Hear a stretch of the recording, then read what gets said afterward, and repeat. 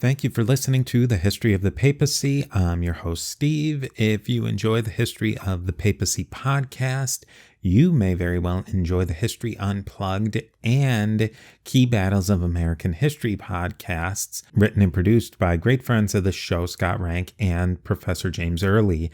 You'll probably remember those names because we're oft-times collaborators with both of them, and so I think you will definitely enjoy those two podcasts. If you want to learn more about the History of the Papacy podcast, you can go over to a2zhistorypage.com or historyofthepapacypodcast.com to learn more. Quickly, let's talk about Patreon, which you can find out more at patreon.com/history of the papacy. There's 4 tiers: Antioch, Alexandria, Constantinople, and Rome. There are many benefits at each level, but the biggest one is you will be included on the History of the Papacy diptychs, which in traditional Christianity, the diptychs is the list of bishops. In the History of the Papacy podcast Patreon, it's a list of patrons. Let us quickly commemorate the patreon.com/history of the papacy Patreon diptychs. At the Alexandria level, we have Roberto, Joran, William, Brian, Jeffrey, and Christina, and John. At Constantinople, we have Dapo, Paul, Justin, and Lana, who are all magnificent. And then reaching the power and prestige that of the See of Rome, we have Peter the Great. We have our next episode today in our 12 Minor Prophets of the Old Testament series, featuring Garry Stevens of the History in the Bible podcast. Today, Garry and I will delve into our next and last 2 minor prophets. We are on the back half of this minor prophet series, so definitely get your questions and your comments in soon. Now, today, the stars are Joel and Malachi. Joel is a little bit apocalyptic, and Malachi is our last prophet of the 12 minor prophets, and he's actually the last book of the entire Old Testament. We don't know when Joel was written, and even though Malachi is physically the last book of the Old Testament, he wasn't actually the last book that was written. It's almost certain that the book of Daniel was the last written book, but we will get into all of that and more. So definitely keep your eye out for a couple of more episodes in this series where we answer some questions and maybe talk to some experts on the topic. But we'll get into all of that and more. So I want to thank everyone for listening. And here is another piece of the mosaic of the history of the popes of Rome and Christian Church.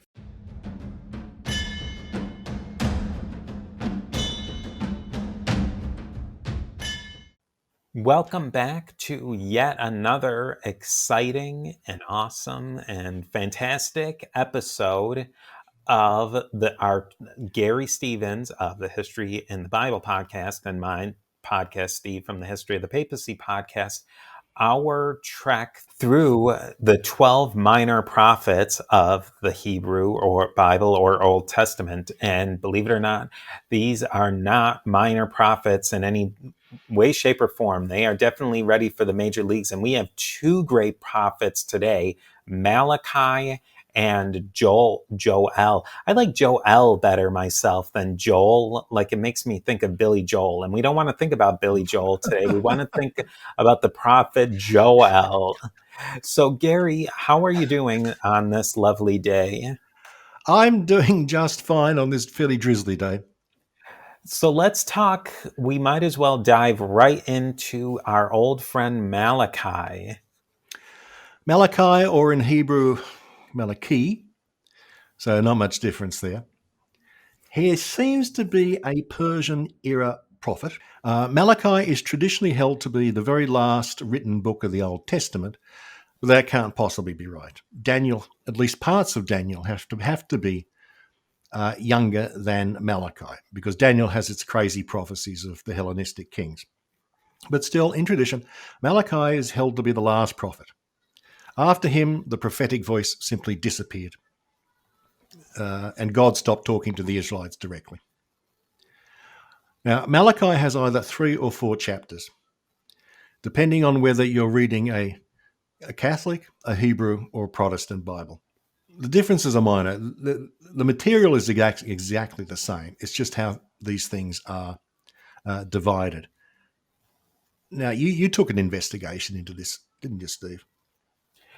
Yeah, it seems there really doesn't seem to be a rhyme or reason of why those verses got separated out, because it's not a huge chunk, Malachi chapter 4. It's only a couple of lines, 6 lines, maybe 6 verses. Yeah, 6 verses. The 4th chapter of Malachi, in some versions of the Bible, is just 6 verses. And in other versions of the Bible, those 6 verses are just part of chapter 3. And it seems like it's an issue of maybe going back. We discussed it a little bit, and we'll have to. I think that the chapter and verses of how the Bible were sliced and diced is something that could be a whole nother episode. But it seems like it went back to sometime around either between the Masoretes of how they sliced and diced their version, their Bible, or going into the Langton, which eventually we go into the Protestants and the Reformation of how they cut up the Bible.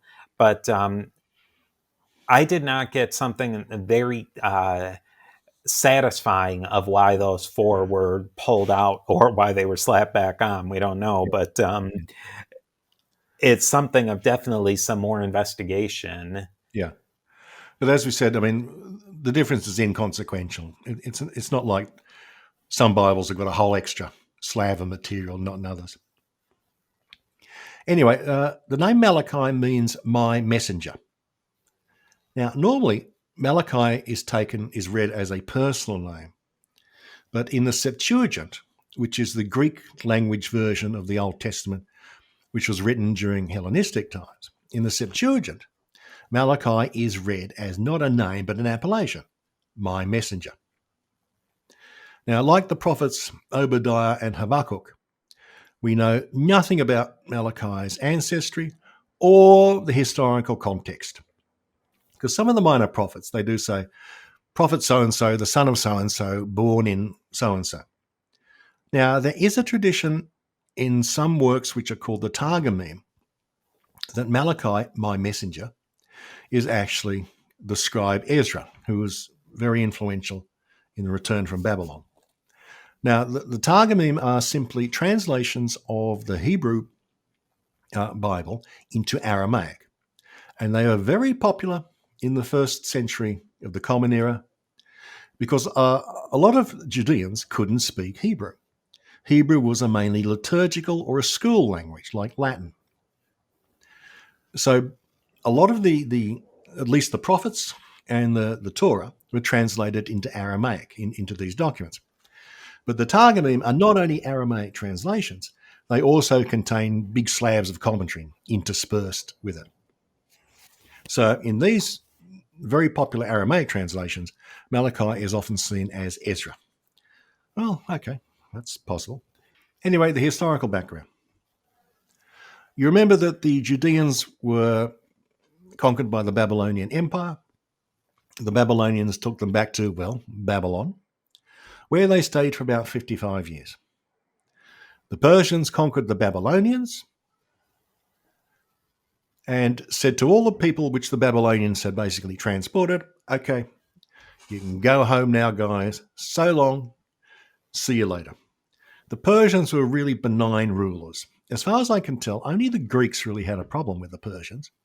Everyone else thought the Persians were really nice. So Cyrus the Great, in the year 538, he says to the Judeans, Toodles, off you go. Bye. Back home to Judea. Nice of you to visit. And what happens is almost nothing.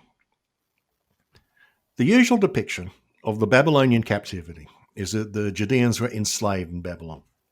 That does not seem to be the case at all. And the greatest testament that they were actually fairly happy in Babylon is that it took them more than a century to get back to Judea. So 538 BC, Judeans are freed, and a small number go back to Judea under a guy called Sheshbazzar. We know virtually nothing of Sheshbazzar. We should really know much more about Sheshbazzar. We should, but he's not much is said about him. He almost seems set up to be a fall guy. This is the nitwit who first led them out. And really nothing happens. They don't build a temple. They don't rebuild the city walls. It just disappears. Then about 15 years later, there is a second wave of returnees under Zerubbabel and Joshua the high priest.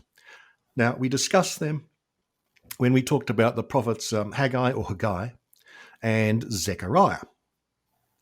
Now, this second wave seems to have been a lot more successful. By the year 515, they'd managed to rebuild the temple. Okay, that's fine. So it's a start. But this is only the second wave. There are still a lot of Judeans back in Babylonia enjoying the milkshakes and the urban culture of Babylon. There's then a big gap in the Bible's account. 515 temple rebuilt.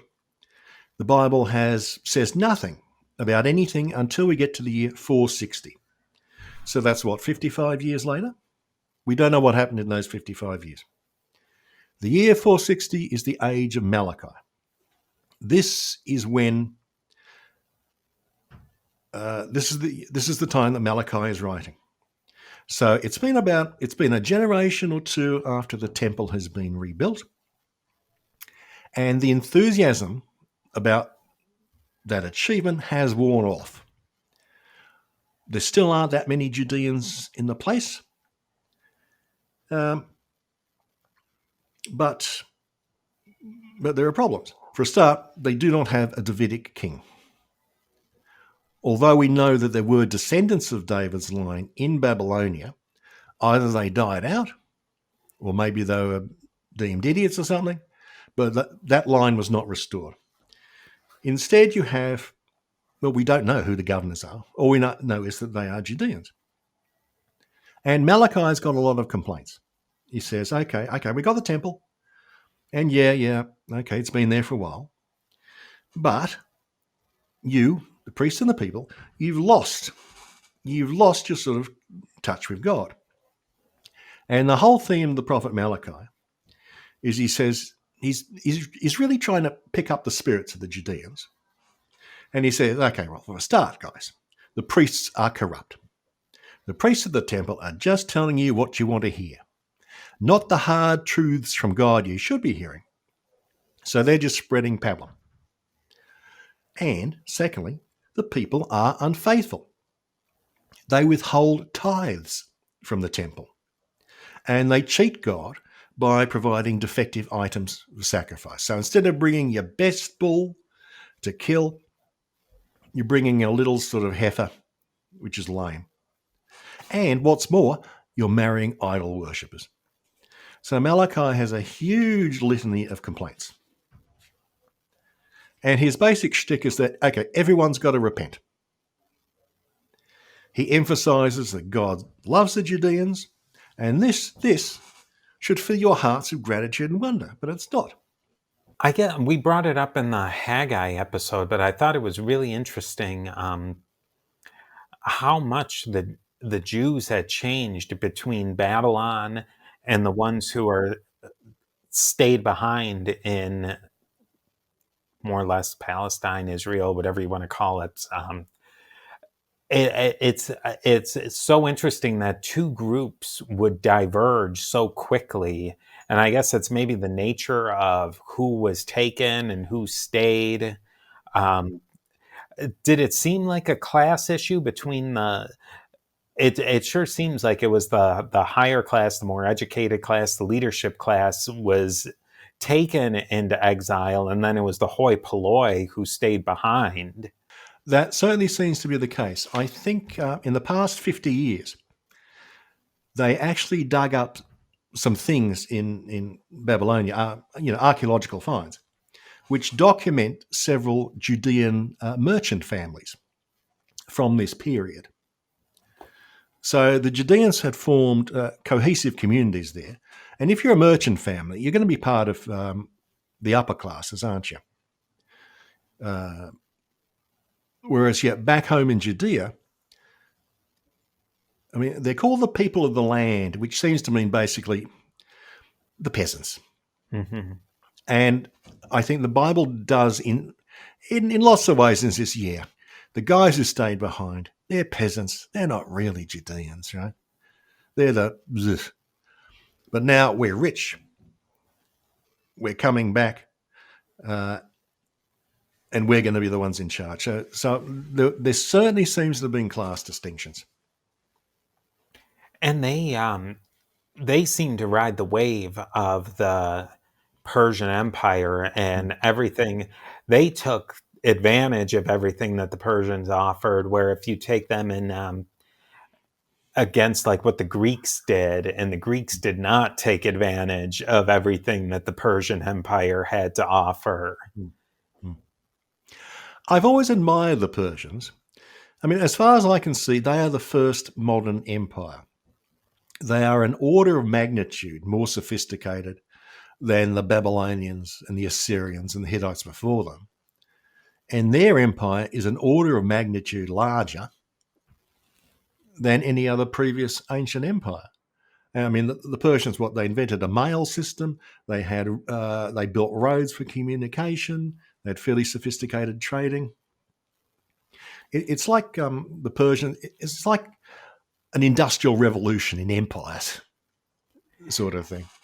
And I think they had the right idea of empire, probably of most empires that have come along in a long, long time, is do what you're going to do. As long as it doesn't bother us and you pay us, you can do what you want to do and do your own thing. And they did have, I believe they had some revolts in Egypt and, in the Greece and in but those were kind of in the extremes. Like any of their revolts were really from the extremes of the power base. Yeah. And those were probably the ones who didn't get the spoils of empire quite as much as the ones who were more central to the heartland. Yeah. Yeah. The Persians seem to be remarkably unoppressive. I mean, the Assyrians and the Babylonians made a policy of deportation. And the Persians did the exact opposite. Go home. Be happy. Yeah, it really seemed like it was only if you pushed against them, then you got it. So like with the Greeks and the Ionians, if you weren't going to play ball, then you were going to get, because that was kind of their racket, is you either play ball or we're not going to play ball with you. And that's what held the whole operation together.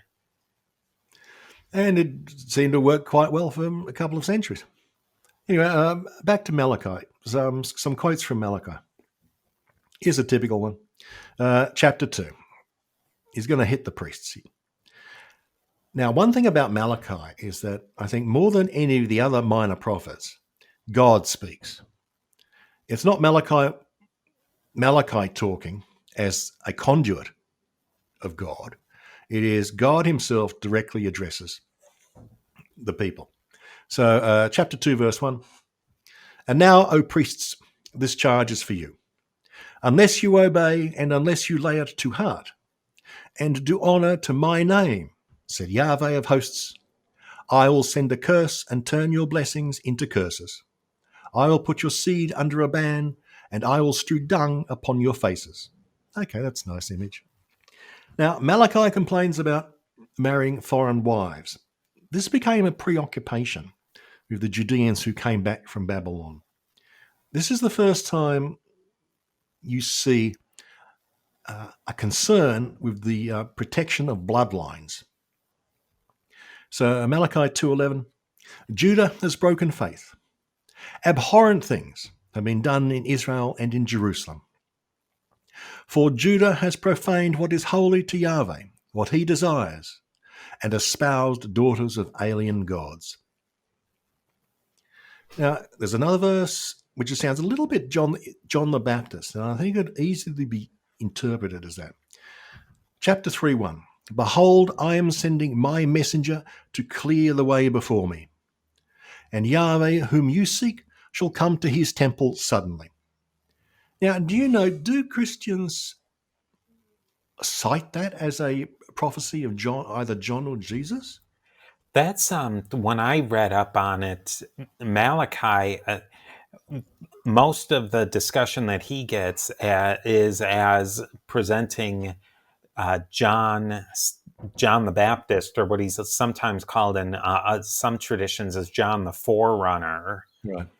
And this particular, that first chapter of Malachi, or the third chapter, that first beginning part, and if you want to call it the fourth chapter of Malachi or the end of chapter 3, will get brought in as a reference towards John the Baptist. Okay. Well, that's reasonable. I mean, it's I think there are a lot of prophecies in the Bible which Christians, are doing it a real stretch to interpret as a prophecy. But that one would seem to be fairly clear cut. Now, what Malachi himself thought he was saying, I have no idea. It just seems with all of these 12 prophets, minor prophets, none of them ever God never comes out and says, hey, Judah and Israel, you're doing a pretty good job. Keep it up. It's all negative. Is there any commentary on that of why it's so much negative? There's very little positive reinforcement built into these documents. That's a good point. I hadn't thought of that. All the prophets, even the big ones, they're all about you're doing it wrong. You're doing it wrong.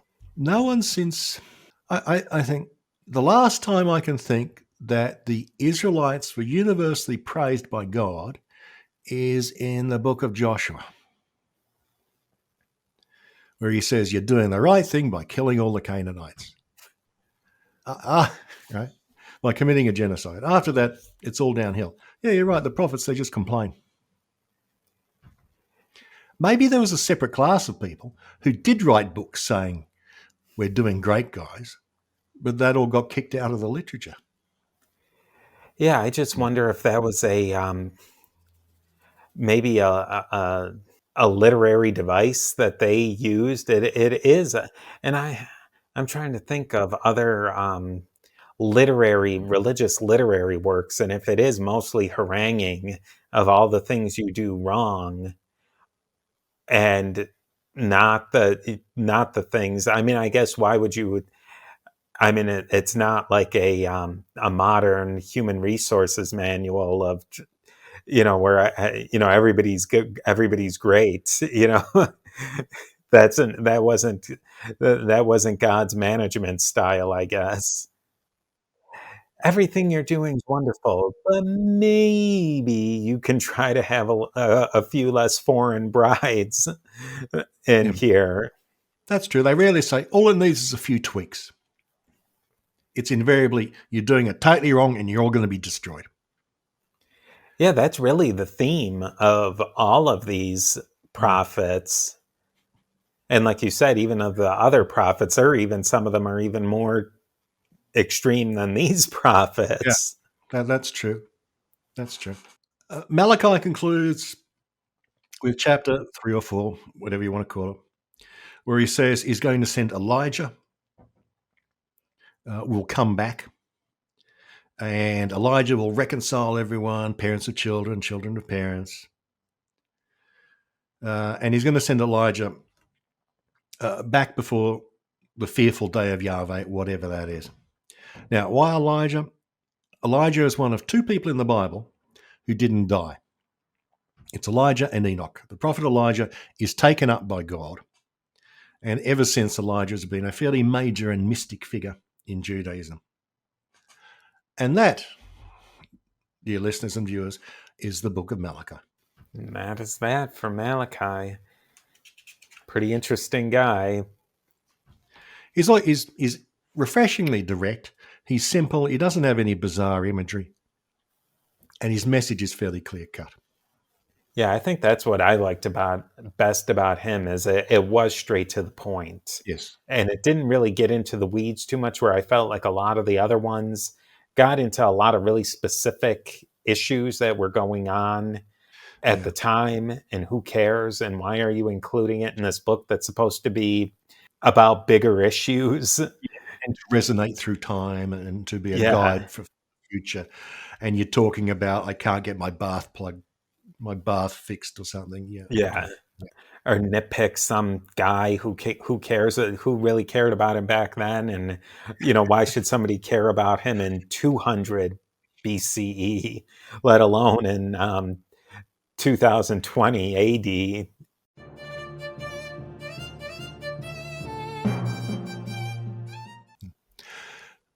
Joel, or in Hebrew, Yoel, is three or four chapters, and like Malachi, it can be split either way.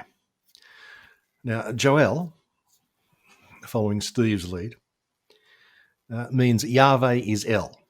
Now, given that Yahweh and El are the two names of the same God, his name is basically God is God. And it's an inverted form of the Hebrew name Eliyahu, which is Elijah. According to the book, Joel is the son of Pethuel, and the book has no historical context. Joel is undateable. A lot of the minor prophets give fairly specific, or even vague, information as to when they are set. Joel says nothing. Most scholars think he lived in the Persian period, maybe shortly after Malachi, and it's suggested in the Persian period because in one chapter in Joel he mentions the Ionians, who were Greeks settled in the Persian coast, Ionia. So it probably isn't before the Persian period. So Joel is probably a late book. Joel has a lot of imagery. He's like a baby apocalypse, or the first guy to actually write an apocalypse. And he starts off with a terrifying vision. So let's go to chapter 2, sir. Here's Joel. Blow a horn in Zion. Sound an alarm on my holy mount. A day of darkness and gloom. A day of densest cloud. Spread like soot over the hills. A vast, enormous horde. Nothing like it has ever happened. Their vanguard is a consuming fire. Their rear guard a devouring flame. Ooh, okay. This devouring horde is usually taken to be a plague of locusts. So we're going back to Exodus for this sort of imagery. And he portrays Judah as a powerless, lamenting young girl in distress, which is a fairly common image in the Bible.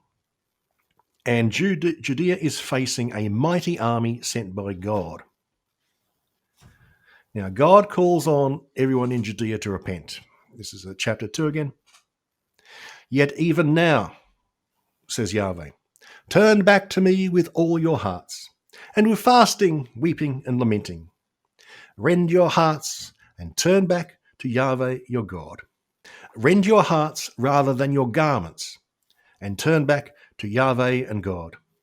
For he is gracious and compassionate, slow to anger, abounding in kindness, and renouncing punishment. Well, there is a complete lack of self-awareness on God's part. He is quick to anger, and he is constantly talking about punishment. Yeah, all the time. Yeah, all the time. Someone should really talk to him. If he'd had a wife, I'll bet she'd have been able to put him straight. Now, Joel is another prophet like Malachi in which God speaks a lot. And here's a typical example of the apocalyptic language he uses. So, Joel chapter 3. Before the great and terrible day of Yahweh comes, I will set portents in the sky and on earth, blood and fire and pillars of smoke. The sun shall turn into darkness and the moon into blood. But everyone who invokes the name of Yahweh shall escape. For lo, in those days, I will gather all the nations and bring them down to the valley of Jehoshaphat. I have no idea where that is. There I will contend with them. Proclaim this among the nations. Prepare for battle. Arouse the warriors. Let all the fighters come and draw near. Now, here's an interesting verse. Beat your plowshares into swords and your pruning hooks into spears. Now, beat your plowshares into swords. That's the exact opposite of the common saying, beat your swords into plowshares, which is mentioned in Isaiah and Micah. So it's interesting that he inverts the thing. And Joel is basically calling to the people of Israel, saying, going to be a big battle, going to be end of the world. And this is probably the earliest apocalypse we see. Because remember, Daniel was written after this, even though the book is supposedly set, a century earlier. And that's Joel. Yeah, it's interesting that, like that inversion of the plowshares into swords, and you wonder, is that a literal thing that people were taking tools to turn them into weaponry and then weaponry back into tools, or if it was a purely metaphorical? It's interesting that they would use it in other sections as swords to weapons to tools, but then he inverts that, and how is he playing on that and playing with that language is interesting. Yeah. And also the apocalyptic nature. You can really, when you read it, and if you're the layman reading it, in our conversations here, I'm the noob and Gary's the master.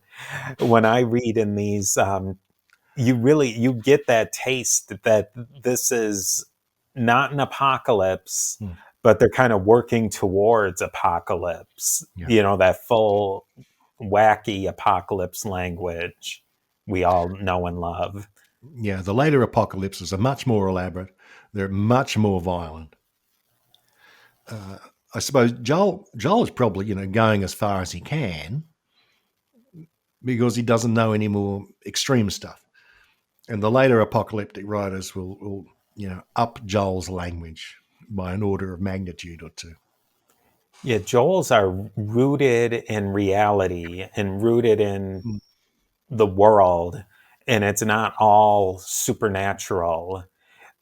Like in the apocalypse of John Revelation, like you leave the earthly plane pretty quickly. You punch your ticket and you're in someplace else, and you feel that when you're reading it, and you know that. With this, you never feel like you've completely you're taken away from the materiality or the regular world. And in Joel, it is God comes down to earth to give his message, and it will be an earthly battle. Whereas in the later apocalyptic literature, you have a human figure or hero who goes to heaven to receive visions and find out what's going on. So there's also that difference. But yes, Joel's apocalypticism is firmly rooted on earth. He's not talking about cosmic battles here and using bizarre images to describe them. He's talking about a purely earthly battle in which God will save his people and get rid of all the other nations who are oppressing Judeans. I think it's also interesting with Joel. We've included him towards the end, and in most Bible versions, he's towards the beginning, but it's seemingly for no rhyme or reason, since there is no specific dating information. So do you think they would have included him to earlier in the ranks because thematically he fit better in those sections than he does? Or was it just doesn't seem like this makes any more sense in the beginning than it would at the end, or really any more sense at all included? I don't know. I don't think there were any traditions about when Joel lived. I don't think the rabbis are saying, oh, yeah, he lived so-and-so a time. They just don't really mention it. And goodness knows why the prophets are in the order that they are, because some of them are manifestly out of historical order. Yeah, and there doesn't really seem a theme that travels through earlier ones to like Micah. I don't see a theme or like a growth in narrative or anything like that. It just seems like, stuff kind of happens. As far as like themes that carry through all of them, I mean, there's obviously the, God scolding them for, various different offenses, and then God's talking through somebody in the prophetic way. But besides that, it doesn't seem like Joel is out of place where we put him as opposed to where anybody else put him. There's no sense in the ordering of the 12 prophets that it's like a TV series with a continuous story arc or building up to some big climax, does it? There's no sense of that. And the way that some of them kind of weave in and out where they've mentioned other prophets too, some of the bigger name prophets. That kind of confused me too. That who was the prophet they talked about? Elijah, I think. They talk about Elijah, and I think one or two of the minor prophets do cite other minor prophets, and I think maybe some of the biggies like Ezekiel or Isaiah, but I can't remember which ones. But so they kind of weave in and out of that narrative, but they don't tie it together. And I don't think that in any way they really bolster the narrative of the more major prophets either. That's true. They don't. They don't bolster or reinforce it. Any of them? No, they don't. You can't say that any of these are acting as sort of extensions or commentaries on Jeremiah or whatever. Yeah, or give you more background or more of something to grab onto with those. Yeah. And especially since some of these are so short. Yes. Micah's short. It's a couple of pages. Joel's pretty short, a couple of pages. They didn't, they're not really in-depth works. Goodness knows how they were chosen. They obviously appealed to someone. Maybe there was just one guy and he had his personal favourites and everyone else went, yeah, okay, that'll do. Fine. Well, I mean, that's where we'll leave it. We are done with the 12. We've hit all 12 of them, but we can't just leave it at that, Gary. We're going to, in our next episode, evaluate the 12 and rank them. But I think I would love to hear what people think of who their tops are going into this, because I think I have a couple of them who I definitely enjoy more than others. Some are rather unpleasant to read. Others are delightful. So we'll sign off for this one, and we will see you the next time where we rank our 12 prophets. We're not done with them yet. Goodbye, all.